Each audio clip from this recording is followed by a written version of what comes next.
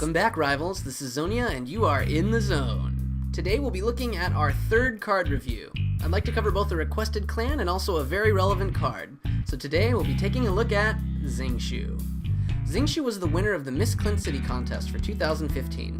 As a result, she received a Miss card just recently. In fact, I've been saving this card review for just after the Miss card's release. So today, we'll be taking a look at Xingshu's artwork, clan comparisons with other 4-stars in Skeelz, her ability, cost, counters, clan 2-hit KOs, half-decks and splash, the game modes, and her final rating. First, let's check out the bio and artwork on all 4 of Xingshu's levels. Xingshu's bio tells of a sad past where she was locked up and forced to practice calligraphy. Ooh, frightening. Since she appears to be more Asian in appearance, it's safe to say most of the calligraphy was in black and white. She one day creates a door straight to the Skeelz Academy, and here she is to stay.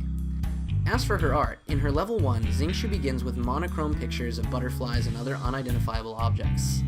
In level 2, she's using some smaller brushes and is painting goldfish, each in a single color. Levels 3 and 4 move on to multicolored animals with progressively bigger brushes and progressively more aggressive animals. A mean-looking bird, perhaps a zephyr or a falcon, and then a dragon. Xingshu's abilities clearly grow along with her levels, and I'm proud to have her as our Miss this year for 2 reasons. 1, she was able to win with a more modest appearance, and 2, the trolls lost. The trolls lost! Oh, thank goodness we don't have another Miss Nova. Next, let's take a look at the clan comparisons with other 4-stars. So let's dive into Xingshu's clan competition. First up, we have Aiguan. Aiguan is a general waste of space. He is far outclassed by his other 4-star SOA brethren. There are 2 main issues with Aiguan. 1, his power, and 2, his bonus. Doesn't help his ability that much more.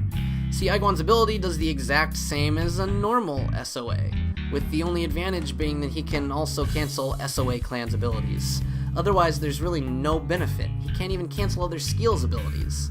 To make matters worse, against SOB, his ability serves absolutely no purpose at all.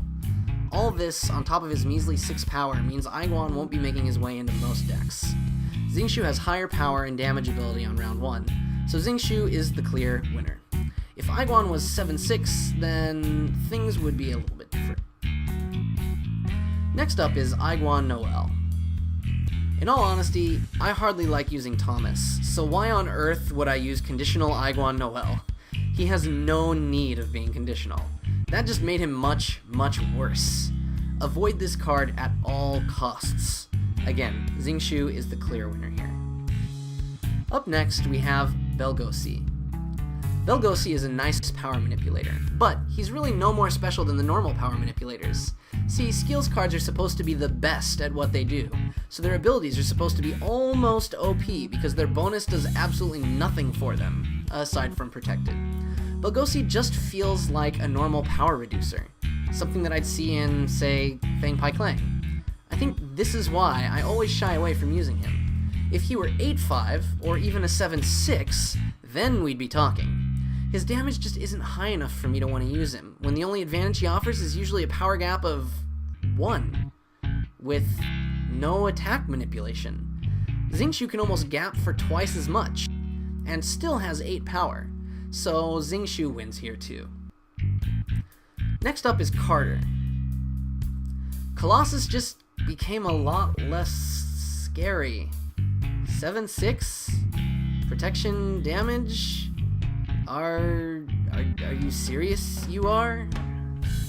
Maybe if he were a 7-7 or an 8-6, then I'd feel a bit more inclined to use him. I just don't think that there's nearly enough incentive to use him with those stats and protection damage. Xingshu can generally life gap for just as much in round 4, even against DR. Xingshu wins this matchup too. Up next is Corvus. Now, don't get me wrong, a virtual plus 24 attack is always a good thing. But look at that damage. 3? Yikes. I guess I'm winning 3 rounds then. Corvus has never been my cup of tea because of just how low his damage is. Combine him with a low star draw and you're in trouble, damage-wise. Those plus 3 pills are so tempting though. But Corvus is UR's Icarus, and every day's been awfully hot recently. Xingshu wins.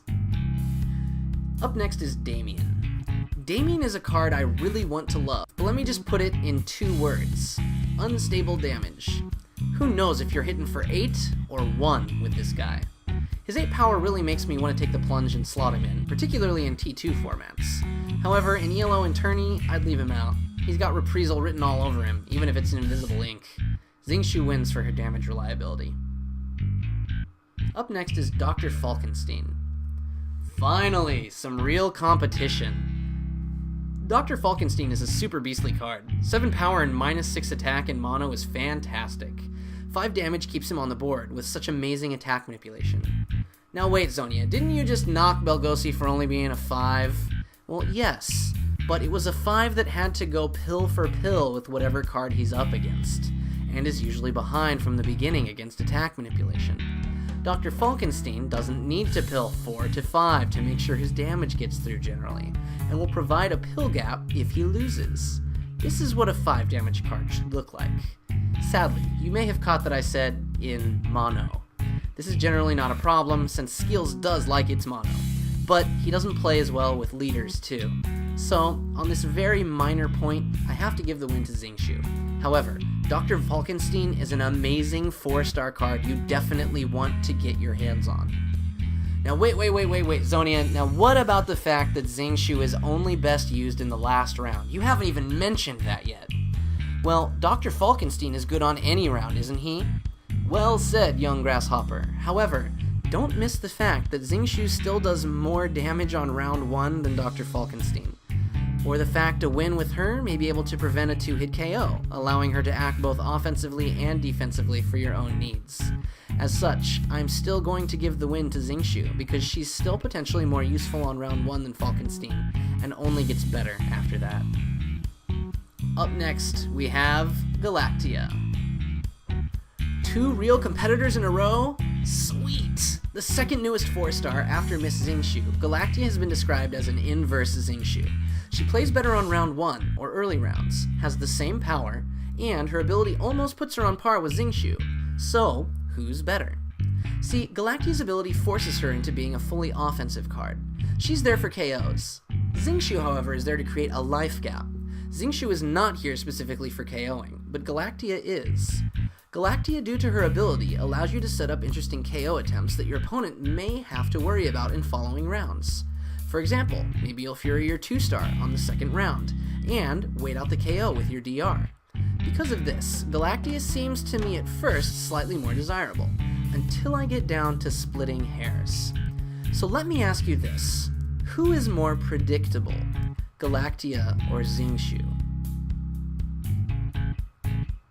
I would say Galactia is slightly more predictable. Also, which has the harder round to win, Galactia or Xingshu? I'd also say Galactia. See, Galactia has to face an opponent with 13 pills. Always.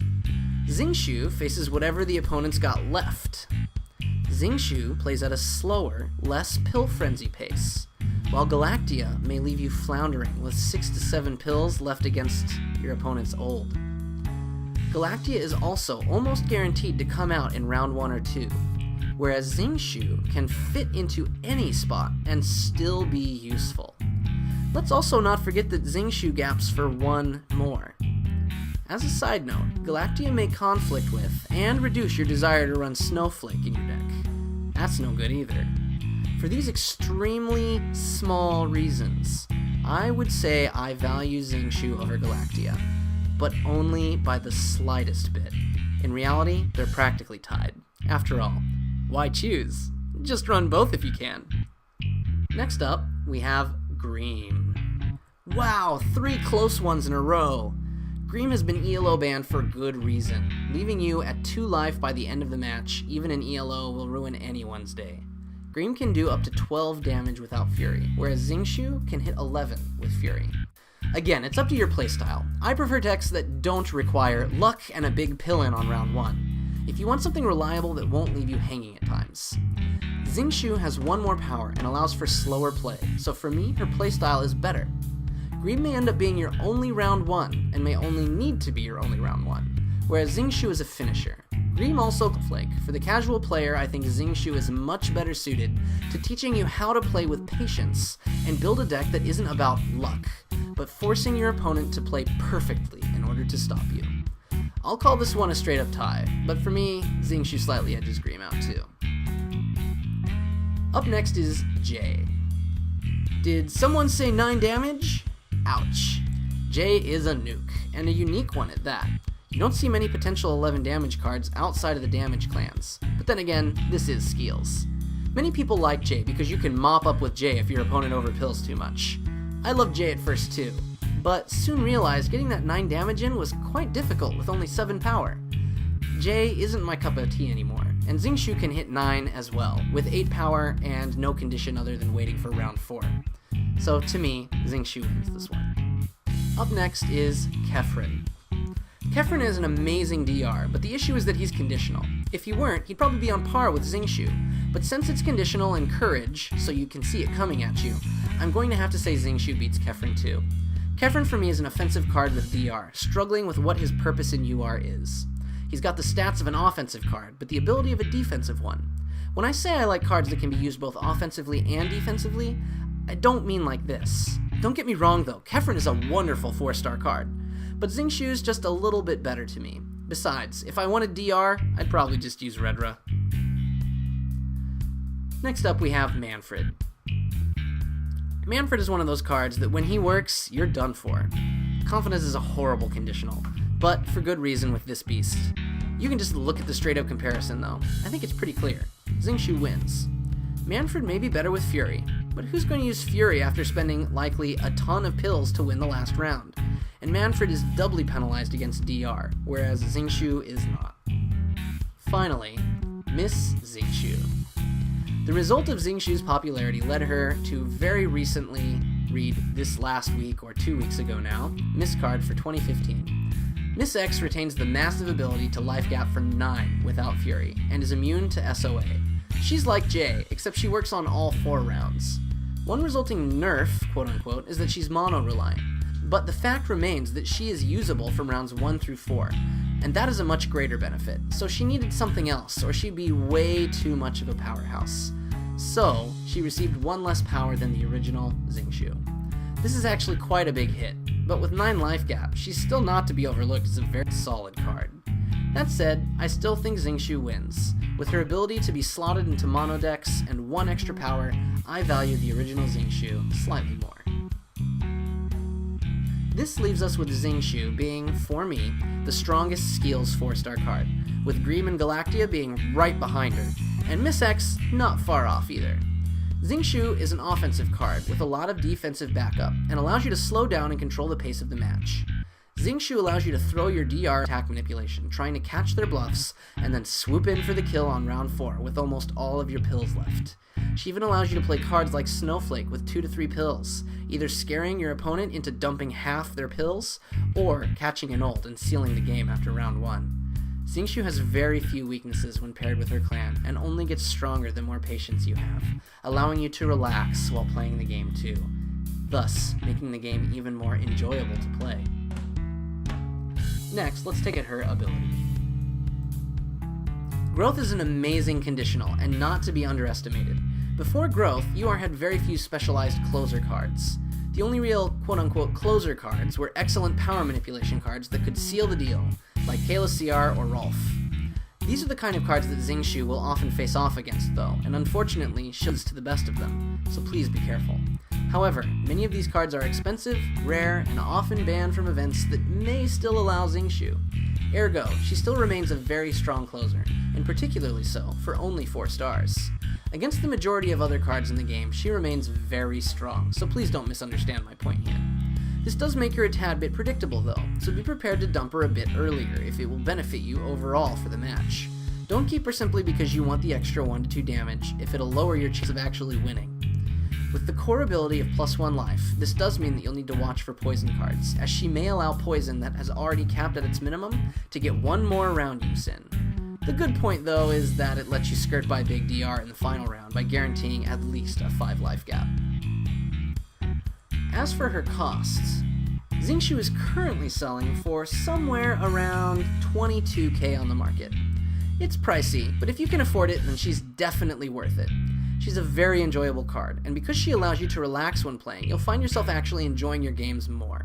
For what she offers, I'd probably value her at around 25k, so if you see her price anywhere below 25k, make sure to pick one of her up. Up next, let's take a look at the counters. Xingshu can only be hard countered in one way, the ever-strong power manipulation plus attack manipulation combination. She can also be partially or soft countered by large DR, cancel life cards, all stops, or power manipulation only cards, with more than 9 or 9 virtual power. So for example, cards like Mona, Herman, Earl, Ong, Ryujin, Wooly, and Uranus. Many Uluwatu cards will find themselves at a slight power advantage versus Xingshu. 8 power Sentinel, Junks, and Sacron cards will also have a slight 1 pill advantage thanks to their attack manipulation bonus as well. Now, let's take a look at the clan 2-hit KOs. As for 2-hit KOs, Xingshu can KO with 9 cards without either Furying. Kayla CR, Damien, and Otto against 7+ damage cards.